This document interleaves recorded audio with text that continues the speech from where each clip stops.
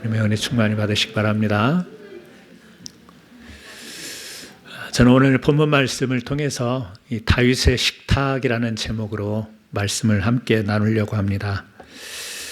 우리는 계속해서 사무엘하를 보면서 다윗이 왕위에 오르는 과정, 그리고 또 왕위에 올라서 이제 이 8장, 지난주에도 말씀을 나눴습니다만 이제 견고한 왕의 자리, 유다 지파의 왕으로서만이 아니라 이스라엘 온 지파의 왕으로 이제 등극을 하고 이 통치를 하는 그런 지금 상황에서 오늘 15절은 이렇게 말씀합니다.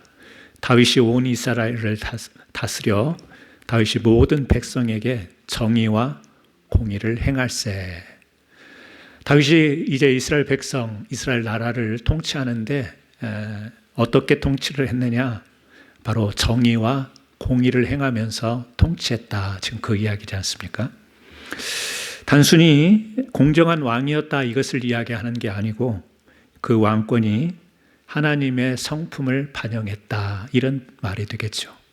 성경에서 보이는 정의, 공의라는 단어는 바로 하나님의 마음을 담은 단어이기 때문에 그렇습니다. 그래서 여기 이스라엘을 통치하는 다윗에게만 붙여진 이 단어가 아니라 우리는 구약 성경 내동 계속해서 익숙하게 들을 수 있는 단어가 정의와 공의라는 단어예요. 그런데 다윗이 이제 왕에 올라서 나라를 다스리는데 정의와 공의로 다스렸다. 그것은 일반적인 통치자의 모습이 아니라 이 하나님의 성품, 하나님이 이 계속해서 말씀하시고 하나님의 마음을 드러내셨던 이 정의와 이 공의라고 하는 것을 통해서 이스라엘을 다스렸다. 지금 그 이야기를 하는 것입니다. 그 이야기가 바로 9장과 연결이 됩니다. 9장에는 무비보셋이라는 사람이 등장을 합니다. 이 무비보셋은 바로 사울의 손자 요나단의 아들입니다. 다윗과 요나단의 사이를 잘 아시지 않습니까? 절친 아니었습니까? 그 요나단의 아들이 무비보셋입니다. 그런데 이 무비보셋 이 이야기가 나오면서 계속해서 이 정의와 공의라고 하는 이 하나님의 성품이 계속 이 이야기 속에 깔려 있는 것을 볼 수가 있습니다. 이 정의라고 하는 것은 우리가 한국말, 공의라고 하는 한국말에도 풀이가 있겠지만 이 성경 원어에서 말하는 뜻은 약자까지 포함하는 이 공정성, 어떤 조건에 의해서 공평과 공정이 이루어지는 게 아니라 심지어는 아무 힘이 없는, 항변할 수도 없는 그런 상황에 놓인 사람에게도 동일하게 적용이 될 수 있는, 포용하는 이 공정함을 정의라고 이야기를 한다면, 공의라고 하는 것은 하나님의 언약 안에서, 하나님의 약속 안에서, 지금으로 말하면 우리가 하나님의 말씀 앞에서 올바르게 행하는 것을 의미합니다. 그러니까 정의와 공의, 그러면 부자나 가난한 자나 있는 자나 없는 자나 건강한 자나 또 연약한 자나 장애를 가진 자나 누구나 다 막론하고 이렇게 포용할 수 있는 이 공정성, 그리고 하나님의 말씀 안에서 올바로 행하는 이 정의와 공정을 가지고 다윗이 지금 이스라엘을 통치했다 이렇게 이야기 안 합니다. 우리가 사회 속에서 말하는 정의와 공의, 오늘 또 모든 나라에서 이 정의와 공의를 외칩니다. 심지어는 공산국가에서도 이 정의, 공의를 외칩니다. 미국에서도 한국에서도 세계 여러 곳곳에서 이 정의와 공의를 외칩니다. 그러면서 싸웁니다.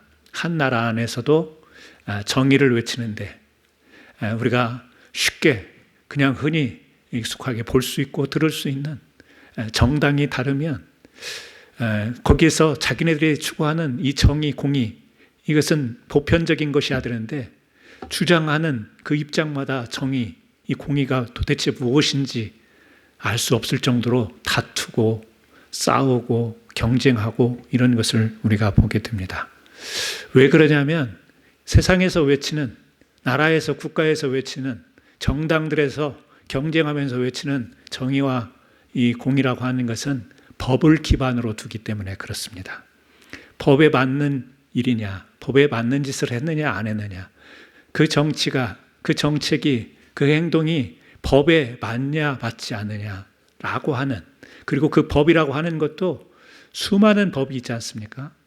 이 나라의 헌법부터 시작해서 수많은 법들이 있는데 그런 법들을 적용해서 법에 맞다 안 맞다 이걸 가지고 정의와 공의를 외치기 때문에, 똑같이 보편적인 정의 공의를 외치는데 왜 그렇게 갈등이 생기고 나라가 나뉘어지고 싸우고 이러는지 모르겠습니다.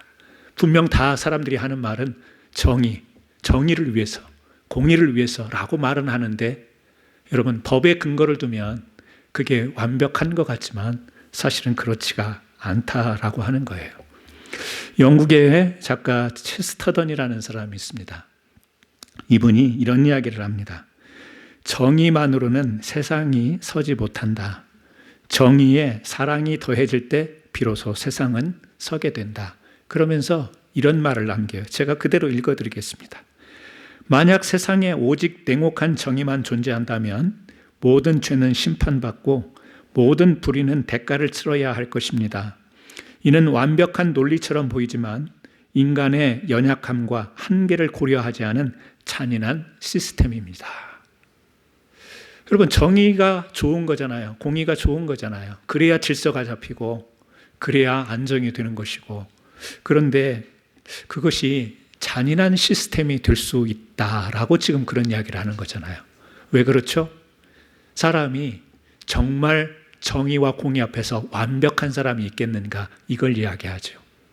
사람마다 그렇게 정의를 추구하고 공의를 따라가려고 노력하지만 사람에게는 약함이 있어서 정의에서 어긋난지도 하고 공의에서 벗어나는 일도 하는데, 그렇다고 해서 그것을 다, 모든 불의를 다 대가를 치르게 하는 것, 잔인한 시스템이 아니겠냐라고 하는 거예요.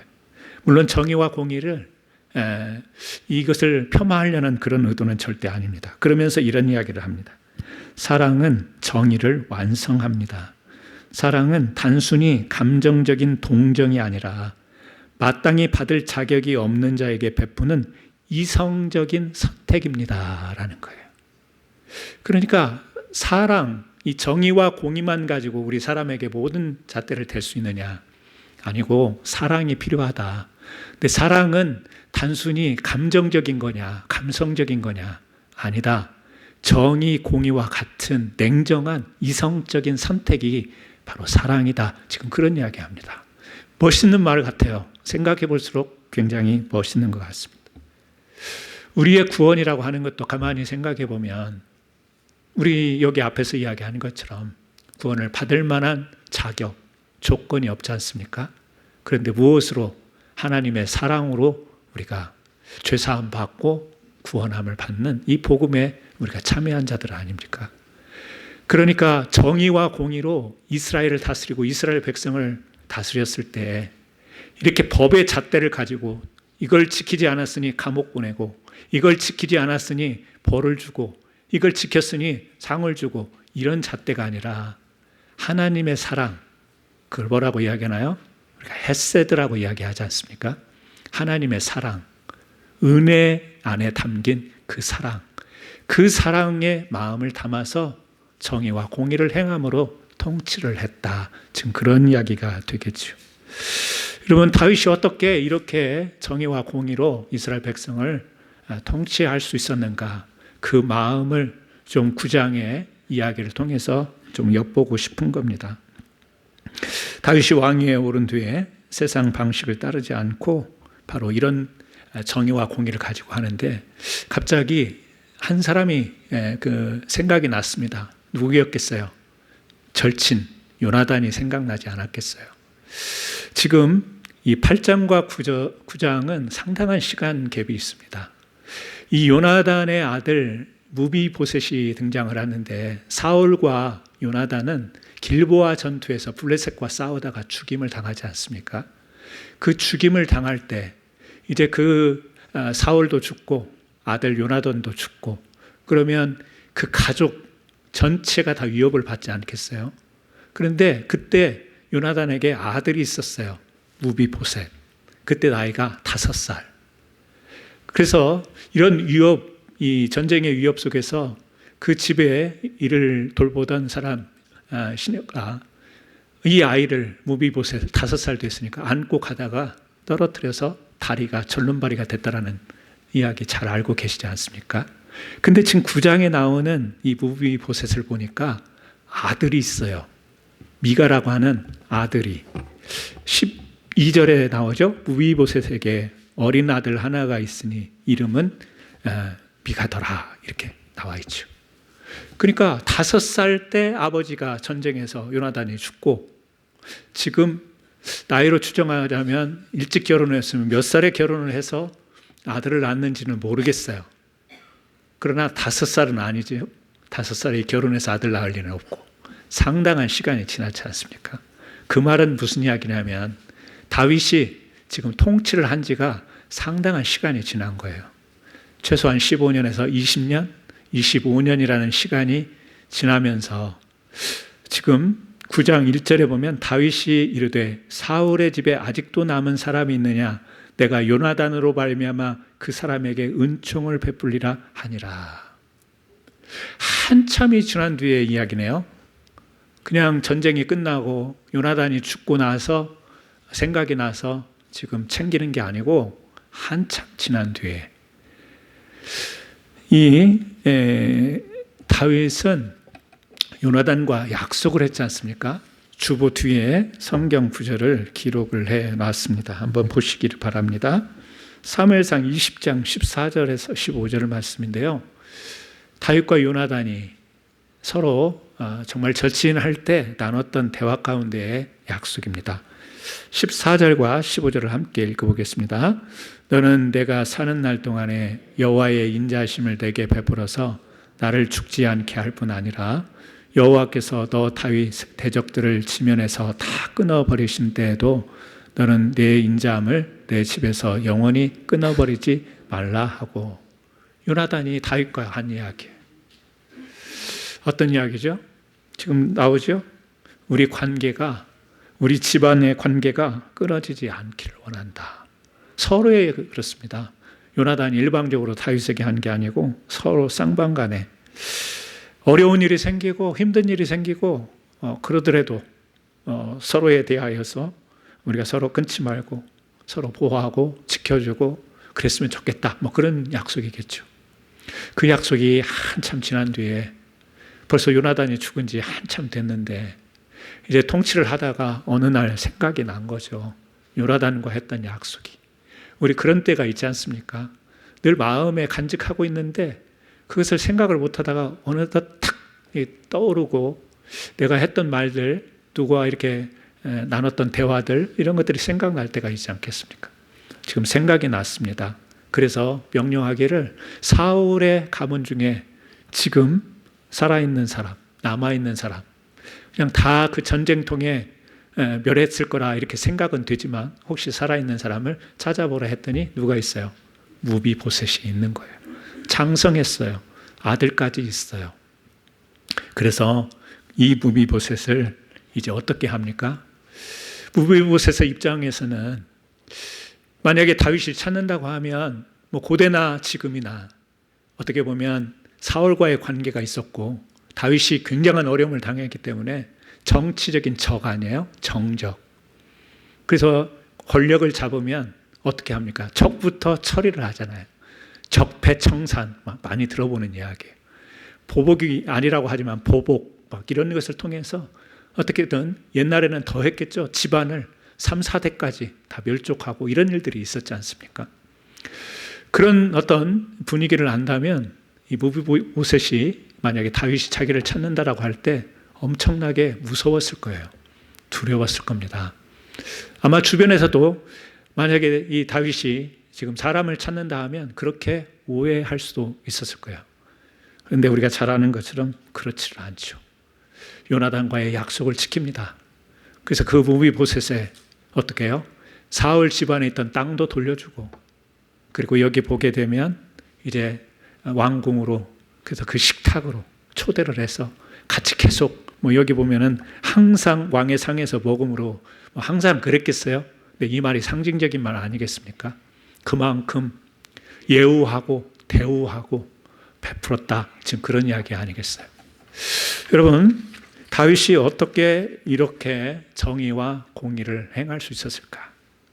세상의 상식적인 내려오는 전통에 의하면 정의와 공의를 행한다고 할 때 다윗은 분명히 사울의 가족들을 나중에 어떤 그 후대가 자기를 보복할 수도 있고 후환이 두려울 수도 있기 때문에 자기의 입장에서 정의, 공의를 행한다고 하면 나를 죽이려고 했고 나를 해하려고 했고 하나님이 기름 부었던 나를 그렇게 멸시했고 그렇다면 거기에서 정의를 앞세워서 그들을 처단하고 대를 끊고 이게 그 권력을 가진 사람의 입장에서의 정의와 공의가 될 수 있는 거예요.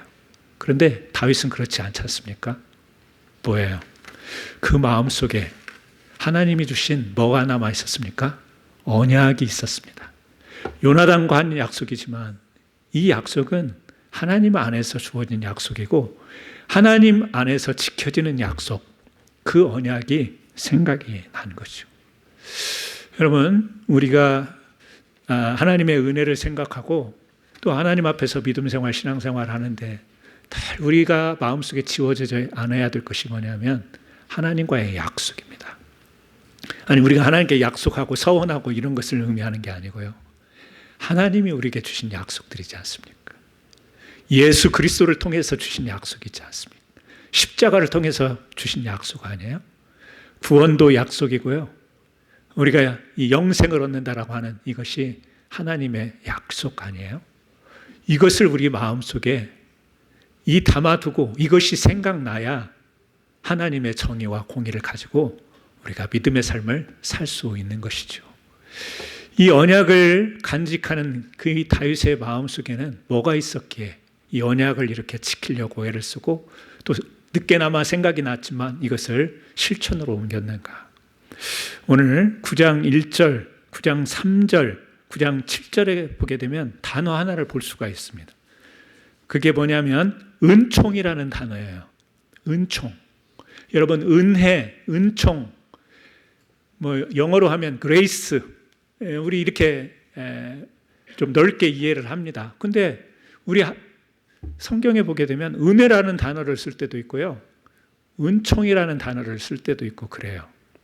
그냥 넓은 의미로 보면 그냥 grace, 또 하나님의 자비, mercy, 사랑 이런 개념으로 우리가 은혜라고 생각을 하는데 조금 한글이 한자가 그렇게 써있기 때문에 조금 그것을 의미적으로 따져보는 것도 괜찮을 것 같습니다. 은혜, 베풀 해자잖아요. 보편적으로 조건 없이 베풀어주는 것. 하나님이 우리에게 은혜를 주셨다. 누구든지 이 구원의 하나님의 약속 앞에 나오면 구원을 받는 은혜를 입지 않습니까? 은혜, 혜택을 받는 거예요. 그런데 은총이라고 한다면 총자를 보게 되면 사랑, 특별한 사랑. 그러니까 은혜도 하나님께 받는 것이고 은총도 하나님께 받는 사랑인데 은총이라는 말 속에는 좀 어떤 의미가 담겨 있냐면 좀 더 강한 의미가 담긴 것 같아요. 어떤 의미? 보편적인 것보다는 특별히 내가 받는 하나님의 사랑. 여러분, 우리가 말하는 우리 권사님도 장로님도 집사님도 은혜를 받잖아요. 우리가 은혜 받고 살아가잖아요. 그런데 하나님이 나에게만 주신 특별한, 나에게만 준 나의만의 그 스토리가 있지 않습니까? 내게 베풀어 주셨던 은혜 가운데 내가 이게 정말 하나님의 사랑으로 이렇게 된 거야 라고 말하는 그것을 은총이다 이렇게 표현할 수가 있겠죠. 그러니까 지금 이 다윗은 이 무비보셋에게 베풀잖아요. 뭘 베풀어요? 약속한 것, 요나단과 약속한. 그래서 지금은 절름발이고 생활이 어려움이 있고 숨어서 지내야 되고 그런 상황인데 그에게 베풀어요. 베푸는데 그게 어떤 베품이냐? 다윗의 마음속에는 하나님이 지금까지 나에게 베풀어 줬던 그 특별한 사랑, 그 마음이 이 꽂혀 있잖아요.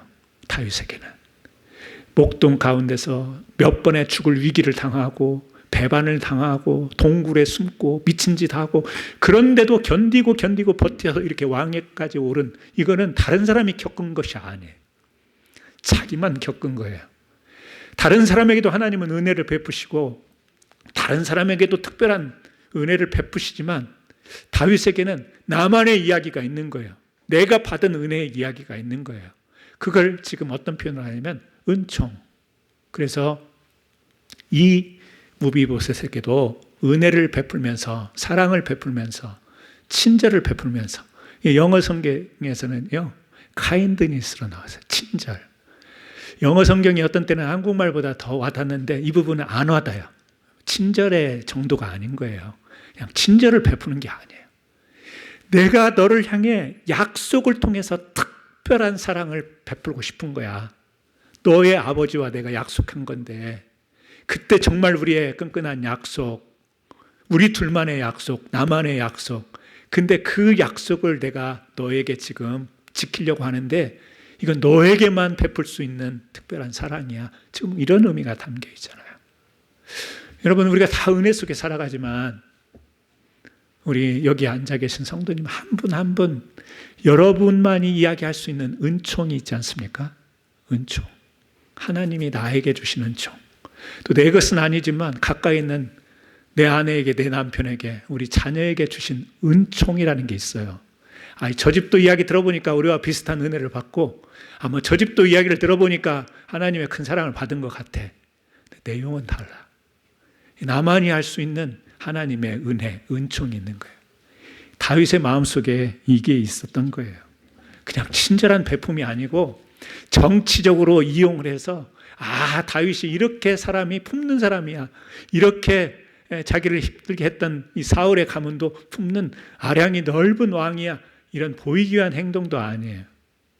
자기만의 생각이 떠오르고 자기만의 마음이 꽂혔던 하나님의 은총이 지금 무비보셋을 찾고 무비보셋이 아니라 사울의 가문의 사람들을 찾았던 거예요. 여러분, 우리 마음속에 이런 정의와 공의를 행할 수 있는 그 하나님의 은총이 우리 마음속에 확고하게 자리해야 될 줄로 믿습니다. 자신 있게 저는 말씀드릴 수 있는데 여러분들은 다 은총을 가지고 계세요. 여러분들 기억해 보세요. 말씀 듣는 이 순간에도 하나님이 여러분들에게만 줬던 그 은총들이 다 있단 말이에요. 근데 우리가 살다 보니, 신앙생활을 하다 보니 두리뭉실하게 은혜로 이렇게 넘어가는 때가 많이 있어요. 하나님이 주신 은혜로 살고 있습니다. 그런데요, 그게 너무 두리뭉실해. 너무 이렇게 하나님이 자기에게만 베풀어준 그 사랑이 희석이 된 것 같은 은혜로 대변할 때가 많은 것 같아요. 저는 오늘 사랑하는 성도 여러분들이 하나님의 은총을 여러분 마음속에 다시 한번 새기는 귀한 시간이 됐으면 좋겠어요. 그 은총이 여러분들에게 있을 때 여러분, 그것은 법에 기준한 정의롭고 도덕적이고 윤리적이고 바른 삶, 그것으로 이야기할 수 있는 영역을 넘어선다라고 하는 이야기입니다. 저는 우리 사랑하는 성도님들이 믿음에 대해서도 그런 것 같아요. 두리뭉실한 이 믿음, 이렇게 믿음 안에 너무나도 익숙한 이 믿음. 제가 우리 성도님들에게 책 하나를 오랜만에 소개를 했잖아요. 믿는다라는 것은 책을 소개를 해드렸어요. 다음부터 이제 독서 모임을 짧게 그냥 6주로 하면 되겠다 싶었는데요. 지난주에 혹시 책을 받으신 분들 얇기 때문에 읽으셨을지 모르겠는데 혹시 읽으신 분들은 그 책을 읽고 실망하지 않으셨습니까? 왜? 도대체 목사님은 왜 이런 책을 추천을 했을까? 왜? 너무 뻔한 이야기니까. 너무 잘 알고 있는 이야기거든요. 믿음에 관해서 여러분들이 배웠고 지금도 하고 있는 것이 믿음 생활이니까. 근데 왜 제가 이 책을, 제가 어제도 그냥 한 번 전체 읽었거든요. 5번째. 그런데 자꾸 이 책에 끌림이 있어요. 왜 그러냐면, 그래, 믿음이라는 건 이런 거지. 믿음으로 산다라는 건 이런 거야. 내용은 뻔해요. 그런데 뭐가 저를 자꾸 끌어갔냐면 논리였어요. 논리 이것은 무슨 공부하는 것 학문적인 게 아니고요. 쉽게 이야기하면 이렇게 말할 수 있겠죠. 앞뒤가 맞는 것. 논리 정연하다라고 하는 것은요. 어떤 글을 서술을 해서 착착착착 맞게 그래서 결론과 서론과 본론 이게 천리적으로 딱 맞게. 그러니까 논리적이라는 말을 복잡하게 생각하지 말고 쉽게 이야기한다면 이게 맞는 거예요. 앞뒤가 맞는 거. 이 책을 보면서 그래, 우리가 믿음 생활을 하고 믿음에 대해서 배웠고 믿음의 개념들을 가지고 있지만 실제 우리가 믿음 생활하면서 앞뒤가 맞지 않는 것을 많이 경험해요. 특히 우리 마음의 부분은 앞뒤가 맞지 않는 게 많은 것 같아요. 이 책에서도 그런 이야기를 해요. 알미라고 하는 거, 지식이라는 게 있지 않습니까? 믿음의 지식, 성경 말씀에 대한 지식이 있어요. 그리고 우리가 지식이 있다면 또 실천이 있지 않습니까? 실천을 해요. 의지를 가지고 실천하는 게 있어요. 지식이 있다고 반드시 실천을 하느냐? 그건 아니잖아요. 우리가 알고 있지만 그것을 행동으로 옮길 때도 있고 옮기지 못할 때도 있죠. 근데 그 중간에 뭐가 있느냐? 마음이라는 것이 있는 거죠. 마음. 아는 것. 하나님 말씀에 이렇게 말씀하셨어. 알아요. 근데 그렇게 살아야 돼요. 실천을 해야 돼요. 근데 그 실천을 움직일 수 있는 것은 뭐냐? 마음이라고 하는 거죠. 마음. 그래서 성경에 보면 감각 없는 자가 되어 이런 표현도 나오고요. 좀 감성적으로, 감각으로, 감성으로 표현하는 것들이 있는데 다 마음적인 거예요. 그러니까 내가 이걸 알고 있어. 그런데 내 마음이 움직여야 이게 실천으로 갈 수 있는 거예요. 알고는 있는데 내 마음이 움직이지 않으면 행동으로, 삶으로 실천이 안 되는 거예요. 그래서 마음으로 믿어 의에 이르고 이런 성경 구절이 있는 것처럼 실천, 의를 이루는 이 삶, 정의를 이루는 삶, 공의를 이루는 삶은 어디에 달려있냐면 마음에 달려있는 거예요. 이 마음이 어떤 마음인가에 따라서 내가 공의를 행하고 정의를 행하고 공의와 정의를 행하는데 그것이 왜곡되지 않고 할 수 있는 것은 어디에 달려있느냐. 가장 중요한 것은 하나님의 말씀이죠. 이 말씀을 알아야 되죠. 알아야 되지만 결국에 움직이는 것은 마음이다. 그런데 우리가 이 믿음의 세계를 보면 앞뒤가 맞지 않는 많은 것들을 본단 말이에요. 믿는 사람인데 앞뒤가 안 맞아요. 교회가 분명한데 교회가 행하는 걸 보면 앞뒤가 안 맞아요. 앞뒤가 안 맞아요. 다시 말하면 공의가 어그러졌어요. 정의가 어그러졌어요. 교회와 성도가 이 공의와 정의가 어그러졌다는 것은 이렇게 이야기해 볼 수 있지 않겠습니까? 마음이 어그러진 거예요. 어떤 마음이 어그러졌겠어요? 하나님의 헤세드. 하나님이 우리에게 주신 사랑, 하나님이 우리에게 주신 은총, 하나님이 주신 은혜, 이것이 이 마음이 온전하지 못하니까 이 실천이 온전하지 못하게 되는. 그러니까 하나님 말씀은 이렇게 해서 아멘도 하고 우리가 그렇게 배우기도 했는데 실제 사는 모습을 보면 안 맞아, 앞뒤가. 어디서 문제일까요? 말씀이 문제일까요? 실천이 문제일까요? 결국에는 우리의 마음 속에 하나님의 은총이 어떻게 움직여지는가, 작용하는가, 여기에 따라 달라지는 거죠. 근데 우리의 마음은요, 상황과 환경에 따라 이게 늘 왔다 갔다 하잖아요. 힘든 일이 생기면 하나님의 은총도 흔들려. 그 은총이 은총으로 안 여겨져요. 왜? 어제까지 기적 같은 은총을 받았는데 오늘 상황이 달라지니까 그 은총이 은총으로 안 와다. 아니, 감사했죠. 하나님이 기적을 베풀어 주셨었죠. 근데 지금은 상황이 그렇지 못하니 그 은총이 간절히 와 닿지가 않는 거예요.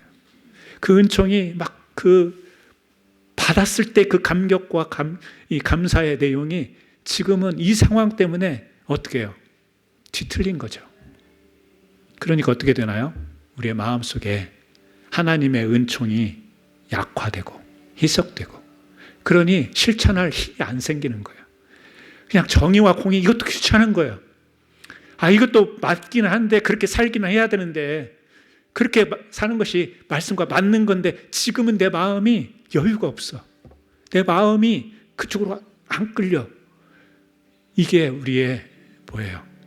앞뒤가 맞지 않는 우리들의 마음이 믿음 가운데 실제로 존재한다니까요. 그래서 여러분 우리는 쉽게 보이잖아요. 남이 하는 걸 쉽게 보이잖아요. 저 사람 참 말씀 믿는 사람이 저러면 돼? 이건 너무 잘 보여. 근데 자기 마음은 잘 안 보이거든요. 자기도 지금 말씀과 실천 사이에 마음이 하나님의 은총으로 보이고 적용하고 그래야 되는데 그게 안 되거든요.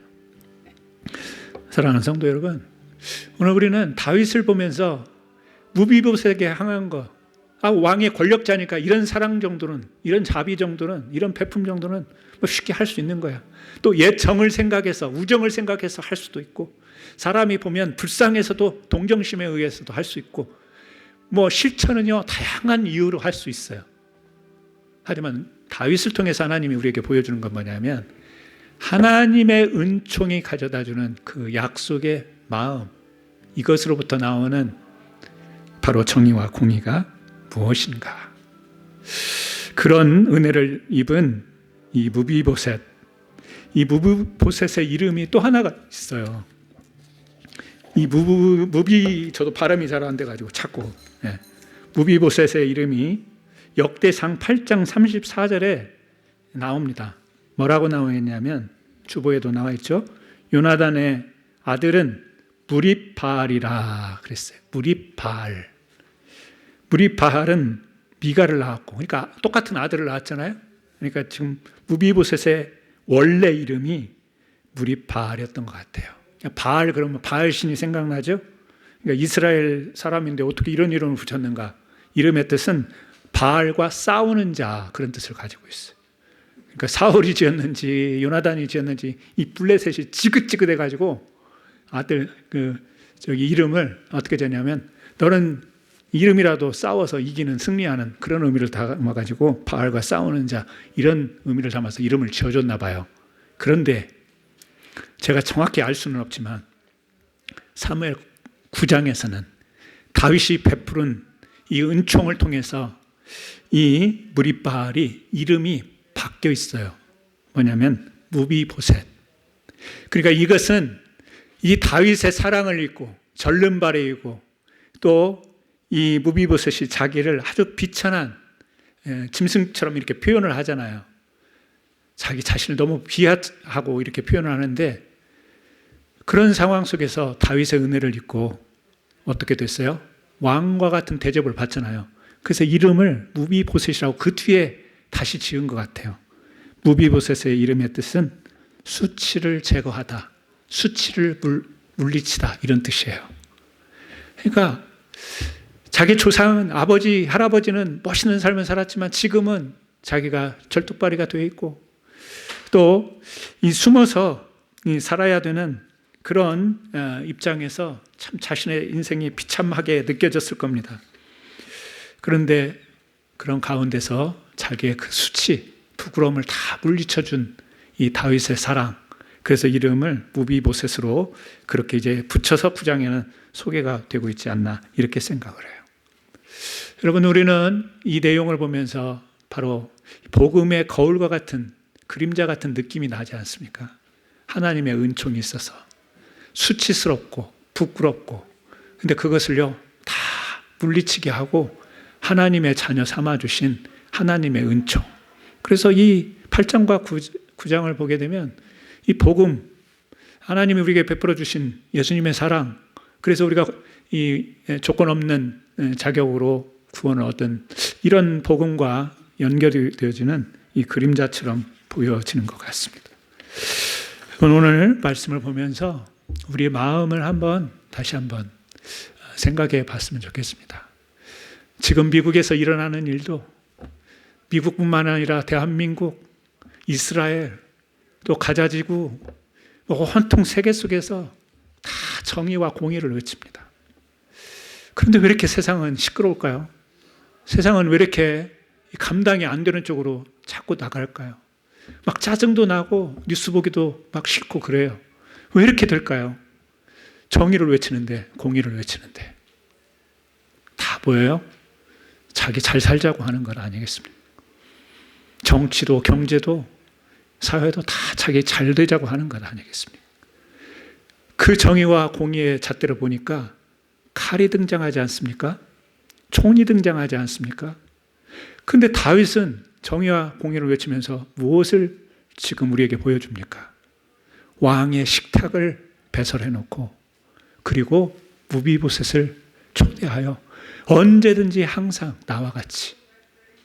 여러분, 왕의 식탁의 자리에 저는 청와대도 못 가봤고 백악관은 옆에는 가봤어요. 철조망 옆으로 이렇게 쳐다보긴 하고 사진을 찍어봤어요. 안에는 못 들어가 봤지. 초대받는 일 쉬운 일은 아니잖아요. 아마 초대받아서 다녀온 분들은 대단하신 거예요. 왕의 식탁에 함께 간다라는 것은 어려운 일입니다. 왕의 식탁을 버려놓고 초대해서 그 자리에 앉혀서 함께 식사를 하는, 여러분, 오늘날 총이 생각나고 오늘날 칼이 생각나는, 왜? 정의의 이름의 칼, 공의의 이름의 총. 근데 정의의 이름의 식탁이 생각이 나고 공의의 이름의 왕의 배설이 생각나는, 이 배설한 상이 생각나는. 여러분, 우리도 모르게 우리도 자꾸 듣고 보고 하다 보니까 우리도 나름대로 정의와 공의의 개념을 정치적으로나 사회적으로 나름대로 기준을 자꾸 쌓아가요. 그런데 그것이 하나님의 은총이 아니라 세상 사람들이 말하는 그런 기준, 법의 기준에 의해서 정의와 공의를 말한다면 여러분, 앞뒤가 맞지 않는 겁니다. 여러분, 총을 들고, 여러분, 칼을 들고 하나님의 사랑을 외치는 것은 앞뒤가 안 맞는 겁니다. 식탁을 놓고 초대해다가 잘못했고 정적이 될 수 있고 후대가, 그래서 실제로요, 이 무비보셋의 아들이 이제 4명이 소개가 되고 사울의 가문이 계속 이어가요. 커가요. 번창한다고요. 이게 적이 될 수도 있는데, 그런데 총이 아니에요. 칼이 아니에요. 식탁을 베푸는 헤셋, 하나님의 은총의 사랑이 다윗을 통해서 열리는 거예요. 우리도 여러분, 신앙, 또 신앙 밖에서 정의와 공의를 외치지만 법대로 합시다. 법에서 잘못되면 잡아야지. 법에서 잘못되면 감방 가야지. 법에서 잘못되면, 이런 마음이 혹시 오늘날 세상 흐름에 여러분 마음속에도 자리 잡고 있다면 그것이 잘못됐다라는 이야기가 아니고 법을 무마하자라는 이야기, 질서를 깨트리자는 이야기가 아니라 법 위에 있는 하나님의 사랑을 우리는 여전히 내가 받은 하나님의 은총과 더불어서 내가 망각하고 있지는 않는가. 그렇다면 남에게 손가락질하고 남에게 잣대를 대서 재고 기준하고 이것 전에 그들에게 왕의 식탁을 열 수 있는 이 마음의 자비와 사랑은 우리에게 없는가를 한 번쯤 생각할 수 있는 주의 마음으로 오늘 예배하는 저와 여러분 되기를 주님의 이름으로 축원합니다. 이 시간 우리 같이 한번 기도 드리시겠습니다. 우리가 기도할 때도 사랑과 공의의 하나님 많이 외칩니다. 그 공의에 담긴 의미가 무엇인지, 내가 받은 은총에서 나오는 그 공의인지, 아니면 오늘 또 세상 사람들이 말하는 이 법에 기준한 냉정한 잣대의 공의인지를 생각하면서 총이 아닌 칼이 아닌 식탁의 사랑과 자비를 베풀 수 있는 그 공의를 우리에게 달라고 같이 한번 기도했으면 좋겠습니다. 기도하십니다. 하나님 아버지, 오늘 다윗의 식탁 이야기를 통해서 저에게 주시는 귀한 은혜를 깨닫게 하시니 감사합니다. 우리들의 존재가 무비보셋과 같이 마땅히 심판받을 죄인임에도 불구하고 예수 그리스도 그 십자가의 언약을 통해서 우리가 하나님 나라의 백성이 되는 영광을 누린 것처럼, 하나님 오늘을 살아가면서도 저희들의 마음에 하나님이 주신 은혜의 감각이 둔각해지지 않게 하시고 머리로 아는 믿음에 그치지 말게 하시고 하나님이 주시는 사랑으로 우리의 마음을 다시 한번 새기게 하여 주셔서 오늘날 세상 속에 만연한 미움과 분쟁, 전쟁, 다툼, 갈등, 너무나도 하나님 많은 소식을 듣습니다. 이런 세상을 우리는 어떻게 바라보며 또 우리는 어떻게 이 사회 속에서 살아가야 되겠습니까? 하나님, 깨진 관계 회복하고 상처 입은 이웃들, 하나님, 우리들이 작은 식탁을 저희의 삶의 자리 가운데 하나님의 은총이 임할 수 있는 귀한 자리를 계속해서 이어갈 수 있도록 도와주옵소서. 예수님의 이름으로 기도합니다.